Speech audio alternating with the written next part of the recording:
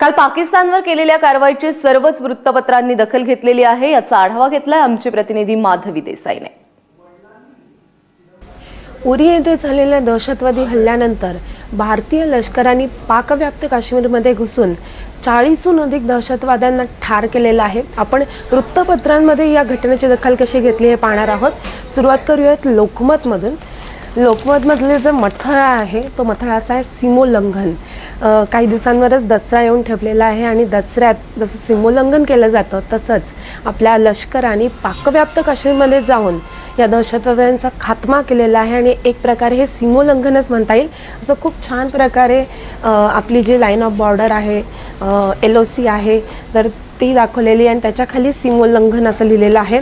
तसंच खाली एक छोटंसं ग्राफिक्स दिलेलं आहे। जर आता भविष्यात युद्ध झालं तर भारत आणि पाकिस्तानची संरक्षण सिद्धता किती आहे। सकाळचा जो मथळा आहे तो आहे असुर मर्दन। असुर म्हणजे राक्षस आणि दहशतवाद्यांना राक्षस म्हटलेला आहे आणि त्यांचा खात्मा आपल्या लष्कराने केलेला आहे। तसेच 5 तासांची कारवाई, 40 दहशतवाद्यांचा खात्मा, 9 पाकिस्तानी सैनिक ठार आणि आपल्या जवानाचं एक चित्र इथे दिलेलं आहे। इंग्लिश वृत्तपत्रांनी या घटनेची खूप छान अशी दखल घेतलेली आहे।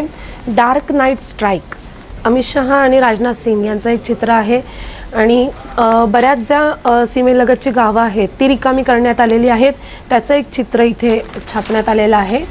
लोकसत्तानी याची दखल कशी घेतली पाहूयात। हिशोब चुकता, दहशतवाद्यांनी या जवानांना ठार केलं होतं त्याचा हिशोब आपल्या लष्कराने चुकता केलेला आहे या सर्जिकल स्ट्राईकमधून आणि याचा एक छोटासा नकाशा लोकसत्तामध्ये छापलेला आहे। नक्की कुठल्या पाकव्याप्त भागामध्ये सर्जिकल स्ट्राईक झालेला आहे त्याचा इथे नकाशा छापण्यात आलेला आहे। त्यानंतर आपण पाहूयात इंडियन एक्सप्रेस।